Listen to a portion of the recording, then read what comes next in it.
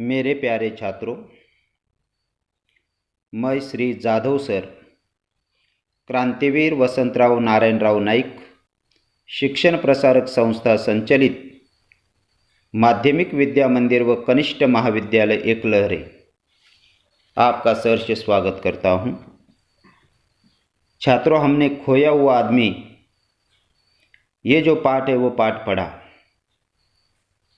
खोया हुआ आदमी इस पाठ के लिए मुझे जो मार्गदर्शन मिला हमारे विद्यालय के आदरणीय प्राचार्य श्री सांगड़े पीएस सर। छात्रों, आज हम खोया हुआ आदमी इस पाठ के आधार पर हिंदी कृति पत्रिका में जो पहला प्रश्न पूछा जाता है 12 अंक के लिए, उसमें 2 हिस्से होते अ और आ। तो उसमें जो 12 अंक का जो प्रश्न होता है उस 12 अंक के प्रश्न का विचार आज हम करेंगे। पहले एक गद्यांश है, उस गद्यांश को हम लेंगे। पृष्ठ क्रमांक 3 आप किताब सामने रखो। किताब में पृष्ठ क्रमांक 3, मैं उस पृष्ठ क्रमांक 3 पर जो गद्यांश दिया गया है उसको मैं पढ़ता हूँ। आप भी उस परिच्छेद की ओर या गद्यांश की ओर ध्यान दीजिए। कई वर्षों की बात है। एक पुराना गांव था। एक आदमी न जाने कहाँ से भटकता हुआ दूर दराज के उस गांव में आ पहुंचा था। गांव के कुत्तों ने जब चिथड़ों में लिपटे उस अजीब आदमी को देखा तो उन्हें वो कोई पागल लगा। वे उस पर बेतहाशा भौंकने लगे। गांव के बच्चे खेल रहे थे। कुत्तों की देखा देखी गांव के बच्चे भी पूरी दोपहर उसे छेड़ते और तंग करते रहे। आश्चर्य की बात यह थी कि वह आदमी उन बच्चों को कुछ बोल नहीं रहा था।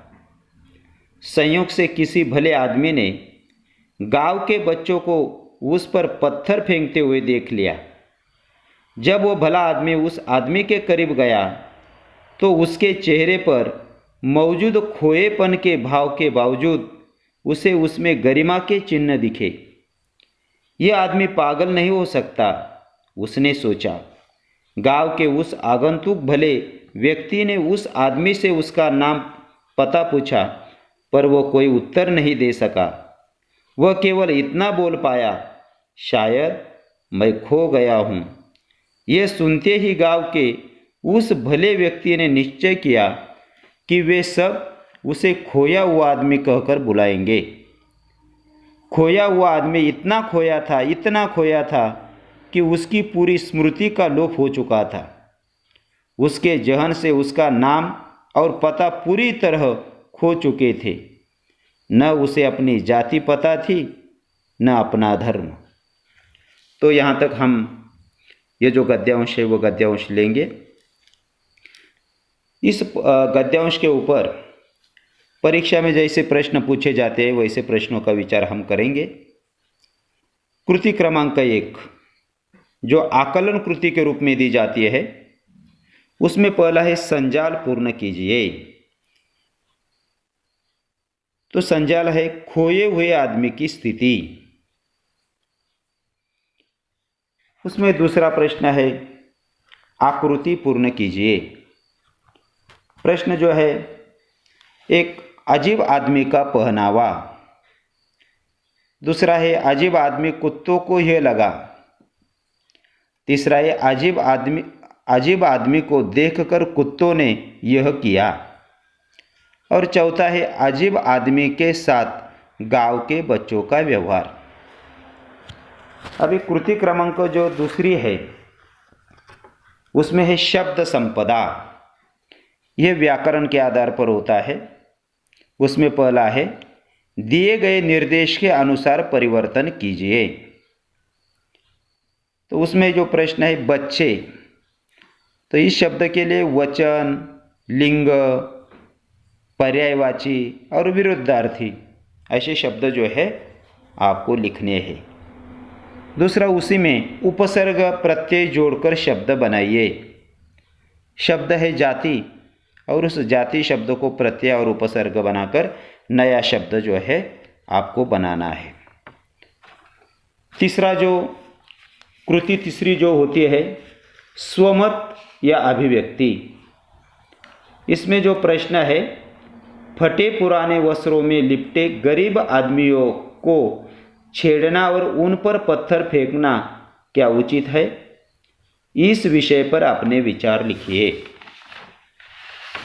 तो छात्रों, एक एक प्रश्न जो है उस प्रश्न के उत्तर हम छोड़ेंगे, उसको हल करेंगे। पहला जो प्रश्न है कृति एक, आकलन कृति, तो उसमें जो है संजाल पूर्ण कीजिए। इसमें 4 पर्याय जो है वो पूछे हुए हैं कि खोए हुए आदमी की स्थिति। तो हमने जो गद्यांश पढ़ा उसके अंतिम 4-5 पंक्तियों में इसका उत्तर है। और जो उत्तर है कि खोए हुए आदमी की स्थिति पहले है पूरी स्मृति लुप्त हो चुकी थी।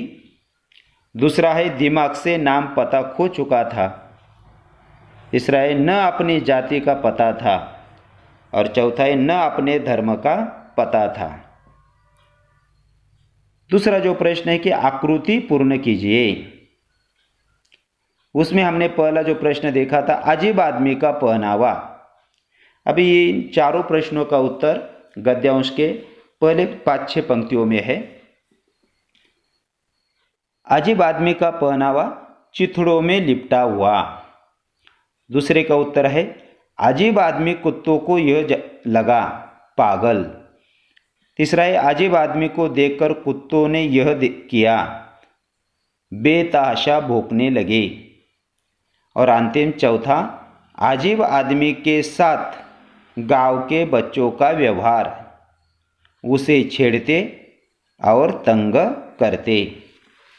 अभी कृति क्रमांक 2 शब्द संपदा, ये व्याकरण के आधार पर है। तो प्रश्न है बच्चे। अभी इस बच्चे शब्द का वचन बदलना है, तो बच्चे का वचन होगा बच्चा, मतलब बच्चे बहुवचन है, बच्चा एक वचन हो गया। अभी लिंग बदलना है, मतलब बच्चे जो है वो पुल्लिंग है तो वो स्त्रीलिंग बनाकर लिखना है बच्चिया। बच्चे इस शब्द का विरुद्धार्थी शब्द है। बच्चे छोटे तो उससे बड़े बूढ़े होंगे, इसलिए उसका विरुद्धार्थी शब्द है बूढ़े। बच्चे इस शब्द का पर्यायवाची यानी समानार्थी शब्द, तो बच्चे इस शब्द के लिए पर्यायवाची शब्द है संतान। अभी दूसरा जो है उपसर्ग प्रत्यय जोड़कर शब्द बनाइए। तो शब्द है जाति।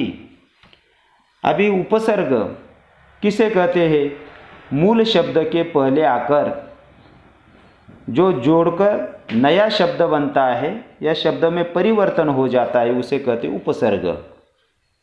और प्रत्यय किसे कहते हैं?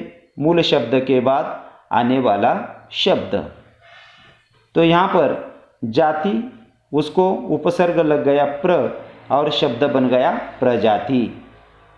जाति शब्द के लिए प्रत्यय, तो जाति शब्द के लिए प्रत्यय जुड़ गया वाद और शब्द बन गया जातिवाद।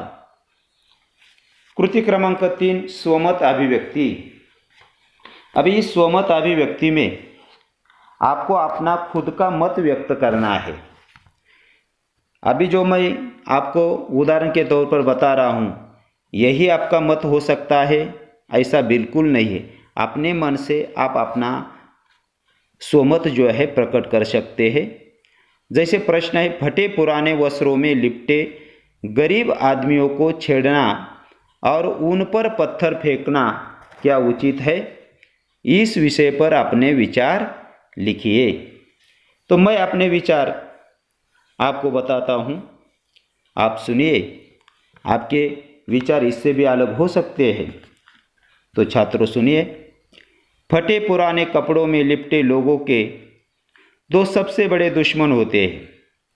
एक तो आवारा कुत्ते, जो ऐसे लोगों को देखकर उनका पीछा करने लगते हैं और कभी कभी उनको काट भी खाते हैं।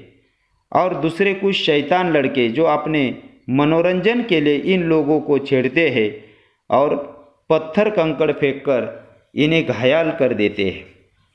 कुत्ते तो पशु है जिन्हें गलत सही का विवेक नहीं होता, ज्ञान नहीं होता, पर लड़कों को गरीब व्यक्तियों का उपहास या उन्हें तंग नहीं करना चाहिए। उन्हें इस बात को समझना चाहिए कि फटे पुराने कपड़ों में लिपटे व्यक्ति भी सभी लोगों की तरह मनुष्य है। वे समय और परिस्थिति के मारे और मजबूर होते हैं। ऐसे लोगों को तंग करना या उनका उपहास करना गरीबी का उपहास करना है। यह कृति किसी भी तरह की हो निंदनीय है। लड़कों को यह बात समझनी चाहिए और ऐसे लोगों के साथ सहानुभूति का व्यवहार करना चाहिए। तो इस प्रकार मैंने मेरा स्वमत जो है प्रकट किया।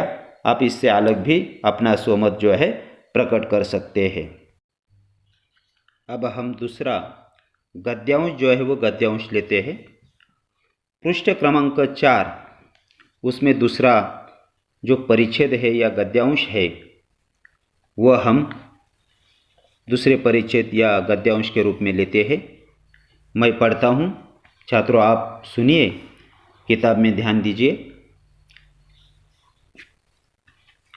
धीरे धीरे गांव वालों को खोए हुए आदमी के कई गुणों के बारे में पता चलने लगा। वह पशु पक्षियों से बातें करता प्रतीत होता। लगता था जैसे वह पशु पक्षियों की भाषा जानता हो। वह आंधी, तूफान, चक्रवात आने, ओले पड़ने या टिड्डियों के हमले के बारे में गांव वालों को पहले ही आगाह कर देता। उसकी भविष्यवाणी के कारण गांव वाले मुसीबतों से बच जाते। जब एक बार गांव में सूखे की स्थिति उत्पन्न हो गई तो खोए हुए आदमी ने आकाश की ओर देखकर न जाने किस भाषा में किस देवता से प्रार्थना की। कुछ ही समय बाद गांव में मूसलाधार बारिश होने लगी।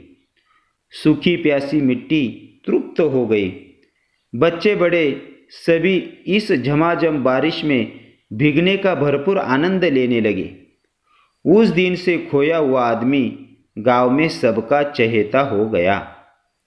अब ये जो गद्यांश है उस गद्यांश पर कृति क्रमांक 1 आकलन कृति। पहला इस संजाल पूर्ण कीजिए। खोए हुए आदमी की विशेषता, वह विशेषता आपको लिखनी है। दूसरा, उसमें जो कृति होती है शब्द संपदा, व्याकरण के आधार पर यह होती है। यहाँ पर निम्नलिखित शब्द समूह के लिए एक शब्द लिखिए। प्रश्न है, वह तेज आंधी जिसमें खूब धूल उड़े और पानी बरसे। दूसरा है, जिसे पहले से किसी बात की सूचना मिल चुकी हो। कृति क्रमांक 3 है स्वमत अभिव्यक्ति। प्रश्न है, भविष्यवाणियों तथा भविष्य वक्ताओं के बारे में अपने विचार लिखिए। अभी पहला जो प्रश्न है, खोए हुए आदमी की विशेषता। अभी खोए हुए आदमी की विशेषता हमने इसमें जो पढ़ी तो उसमें पहली उसकी विशेषता है वह पशु पक्षियों से बातें करता था। दूसरी उसकी विशेषता है आंधी, तूफान, चक्रवात आने, ओले पड़ने के बारे में लोगों को आगाह कर देता था। तीसरा है टिड्डियों के हमले के बारे में बता देता था। और चौथा है देवता से प्रार्थना करके पानी बरसा देता था। कृति क्रमांक 2 शब्द संपदा। उसमें जो पहला प्रश्न, निम्नलिखित शब्द समूह के लिए एक शब्द लिखिए। एक, वह तेज आंधी जिसमें खूब धूल उड़े और पानी बरसे। अभी ये आपको परिच्छेद जो है उस परिच्छेद में ही आपका उसका उत्तर है और उत्तर है तूफान। दूसरा है जिसे पहले से किसी बात की सूचना मिल चुकी हो। इसका भी उत्तर परिच्छेद में ही, जिसका उत्तर है आगाह। अभी कृति क्रमांक 3, स्वमत या अभिव्यक्ति, अपना मत जो है उसमें प्रकट करना है। मैं मेरा मत प्रकट करता हूँ, आप उसे सुनिए। समाज में कुछ लोग ऐसे होते हैं जो दावे के साथ भविष्यवाणियाँ किया करते हैं और यह कहते हुए सुने जाते हैं कि उनकी वाणी सच होती है। कभी कभी किसी किसी भविष्यवक्ता की भविष्यवाणी सच हो भी जाती है। इससे भविष्यवाणियाँ करने वालों पर लोग विश्वास भी करने लगते हैं। भविष्यवाणी करने वालों में कुछ समझदार लोग भी हो सकते हैं। वे किसी के बारे में भविष्यवाणी करने के पहले उस व्यक्ति की समस्या, उसकी स्थिति तथा समस्या के संबंध में व्यक्ति द्वारा किए गए प्रयास आदि के बारे में पूरी जानकारी कर लेने के बाद परिणाम की संभावना के आधार पर भविष्यवाणी करते हैं। इस तरह की भविष्यवाणी के सच होने की संभावना हो सकती है। वैसे मनुष्य यदि अपनी किसी समस्या के बारे में अपनी क्षमता और अपने द्वारा किए जाने वाले प्रयास का सही सही अंदाज़ा लगा ले तो उसे खुद काम के पूरा होने या न होने के बारे में पता चल सकता है। मनुष्य अपने भविष्य का वक्ता स्वयं है, इसलिए उसे भविष्यवाणियों तथा भविष्यवक्ताओं के चक्कर में नहीं पड़ना चाहिए। अभी मैं आपको छात्रों एक गद्यांश जो है वो गद्यांश देता हूँ और उस गद्यांश के ऊपर जो प्रश्न जो है उन प्रश्नों को आपको गद्य जो है वो गद्यांश जो है वो पढ़कर आपको उस प्रश्नों के उत्तर जो है आपको लिखने हैं। तो गद्यांश है पृष्ठ क्रमांक 6। इसमें सुबह जब मौसम साफ हुआ तब गांव वालों ने पाया कि वो खोया हुआ आदमी अब उनके बीच नहीं था। यहाँ से लेकर हमें भी ऐसा खोया हुआ आदमी मिल जाता, यहाँ तक यह गद्यांश है। और उसके ऊपर जो पहली कृति प्रश्न है आकलन कृति कि संजाल पूर्ण कीजिए। संजाल है खोए हुए आदमी के गायब होने के बाद गांव की हालत। दूसरा है खोए हुए आदमी की याद में गांव वालों ने यह किया। उसमें आपको 2 लिखने हैं।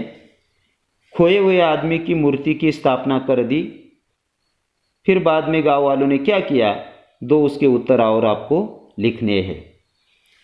कृति क्रमांक 2 शब्द संपदा, उसमें परिच्छेद में प्रयुक्त शब्द युग्म ढूंढकर लिखिए।